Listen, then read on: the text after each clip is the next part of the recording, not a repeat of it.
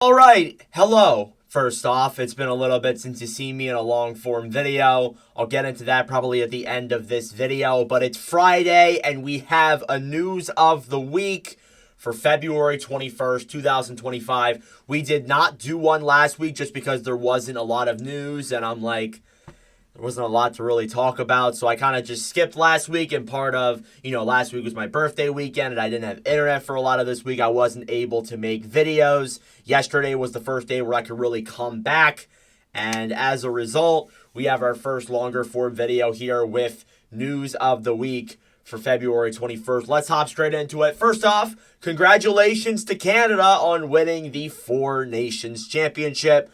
10 out of 10 game. 10 out of 10 live stream last night. Connor McDavid overtime winner. Nathan McKinnon named the MVP. Seeing Sidney Crosby hold up that trophy was honestly great as a hockey fan. Even though I am an American, I would have loved to see the States win.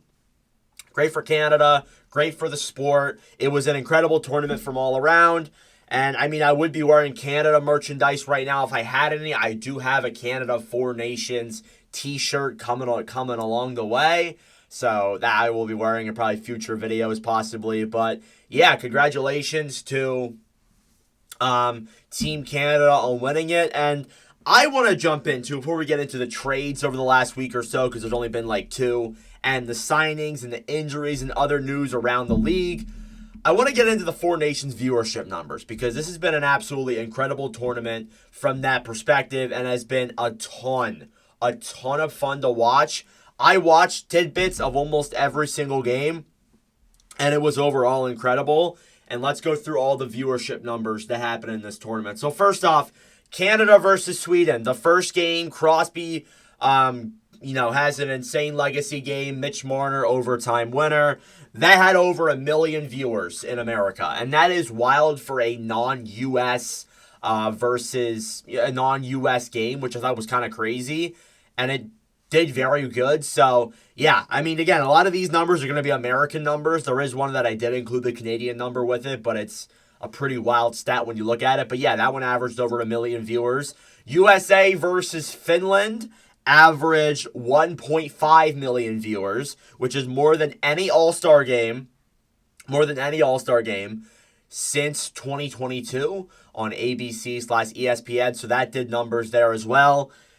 And then the big one. Canada versus the United States. 3 fights in 9 seconds. Broke records. It had 4.4 million viewers on ABC. 10.1 million viewers in North America. So Canada and the United States combined. It was the most watched non-Stanley Cup final game since 2014.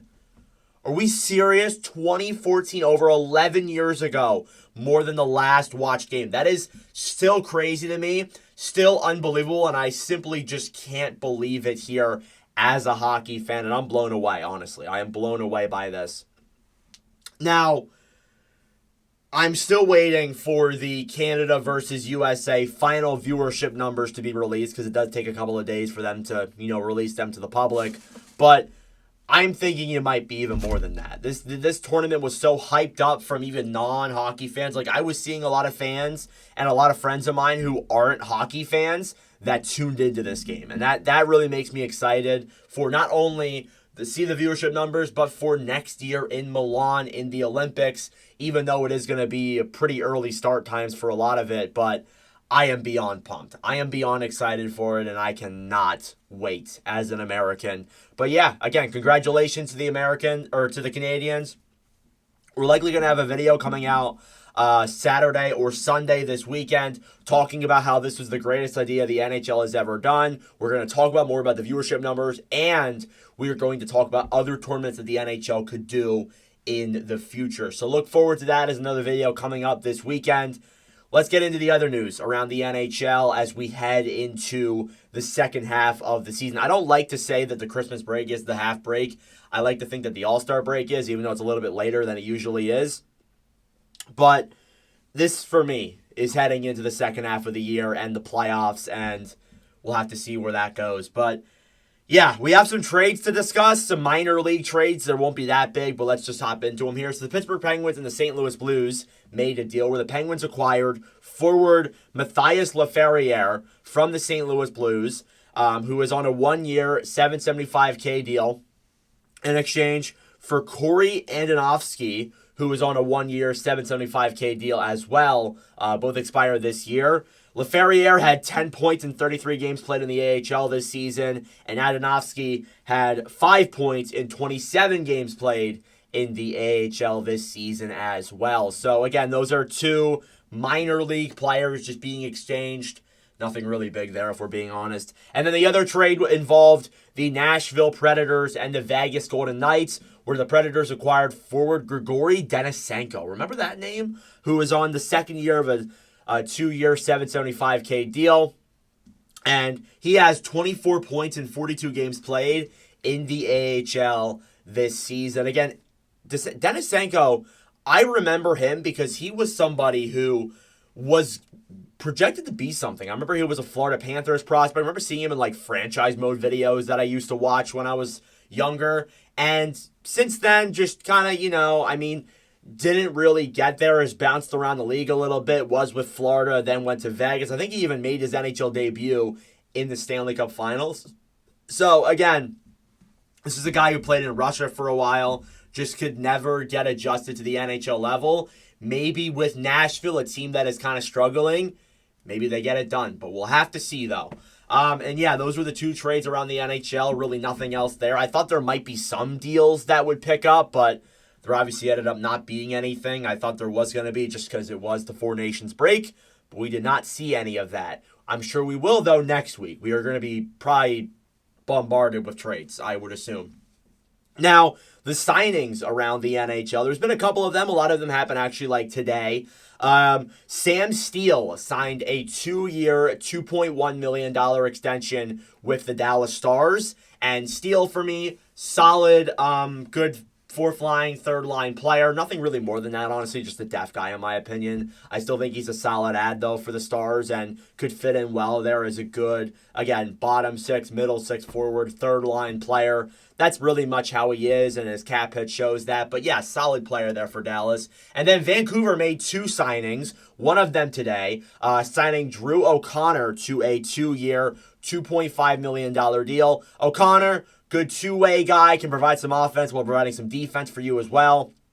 He's been a good fit in Vancouver. It has been a little bit of a small sample size, but it seems like the Canucks are like, yeah, we're locking up all of these guys. They locked up Marcus Pettersson 2 weeks ago, and now they're getting Drew O'Connor signed, as well as Kevin Lankinen, who has signed a 5-year, $4.5 million extension with the Canucks as well. Now, I've seen a lot of people comment on Twitter saying, oh, Demko's in trouble, Demko's going to go. And I'm like, no, not necessarily, because I do think at the same time, I think that this is insurance that, maybe they might move on from Demko in the future, but I also think at the same time, Lankinen's been really good. I think that, they might run a tandem there, to be honest, but again, it doesn't look that great for Demko's overall, future with the team and his overall insurance with the injuries and all that. So I really don't know. We'll have to see, but Lankinen locked up for the next 5 years. I think overall it's a good contract, honestly. I think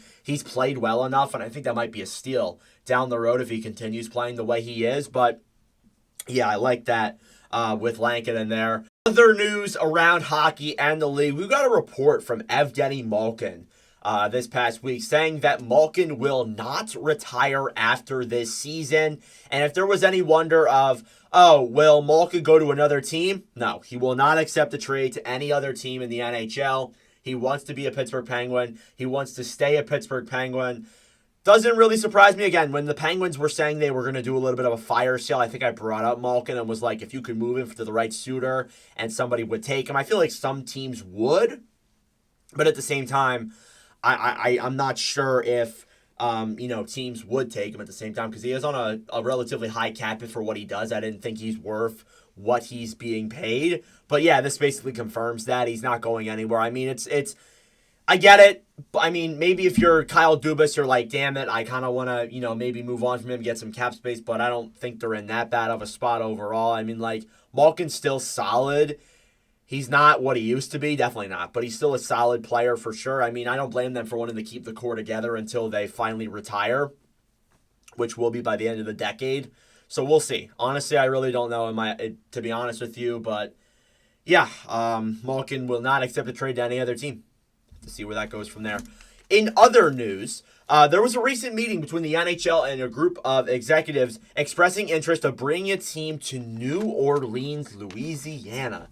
And I was really intrigued by that because Louisiana is a southern place, like the New Orleans Saints. They're in the South. And I was like, oh, I'm not really sure if it could work there. Is there even a team in New Orleans? Honestly, is there even a team? Like, I know that they might have an ECHL team there, or there might have been one there in the past. But I don't think there's any pro hockey teams there right now. There might be. But I haven't really heard much about, like, Louisiana hockey. Like, that's not something you hear a ton. Again, Louisiana is not, like, a really well-talked-about state either, though. So I wonder with that. But I haven't really heard much. I mean, it could work. It could definitely work. It's a possibility. But I think the NHL would prefer going to Atlanta or, Phoenix or other places. Places where it's worked before, or places where there is more interest, because I feel like New Orleans is a little bit of a strange area. I wasn't even thinking about that. It just doesn't seem like the greatest idea, unless if you can really develop like really good pro hockey there and the attendance numbers are consistent, then I guess you could consider it, but I don't think they have any hockey there. Like, I mean, I'm not saying that as like a casual, like I'm trying to think, like I don't think they have an ECHL team. They definitely don't have an AHL team. I don't know. We'll have to see. We'll have to wonder if anything comes of that. But again, a lot of different places meet up with the NHL. A ton. Again, Atlanta met up with them a lot over the last couple of years. Houston has. They haven't even gotten in a team ever. So, I don't know. We will see. We will see where that goes from there. But that was a report that we heard. Some injuries around the NHL before we get into the short rumor mill. It's a little bit of a shorter news of the week. Still pretty long. I say that, but then it ends up being 20 minutes long. Charlie McAvoy underwent a procedure to clear an infection from his knee, I'm pretty sure, or his arm.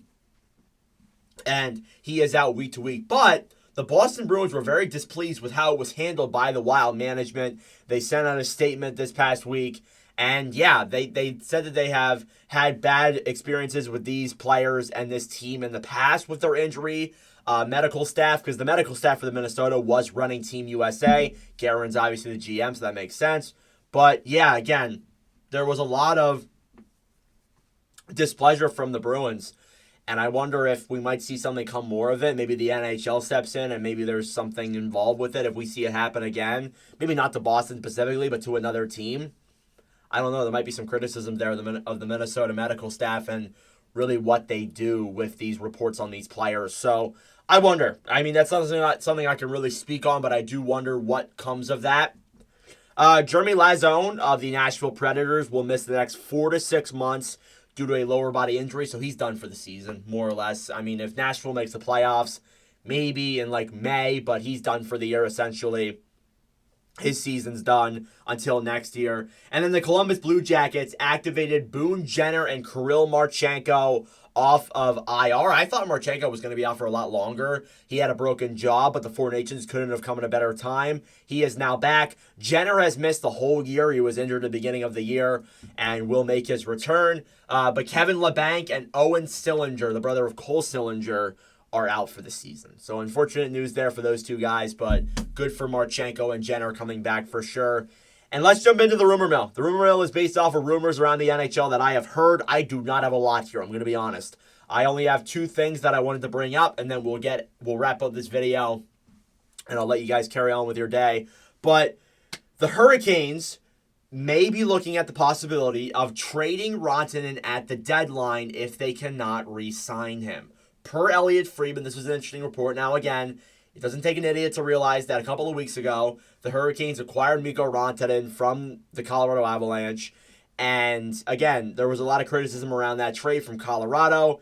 I mean, if Carolina can't sign him, I think Colorado looks like the winner in that, to be honest with you. They get Natchez, Carolina gets nothing. I mean, if they re-sign Taylor Hall, I guess, but I don't think he really comes back.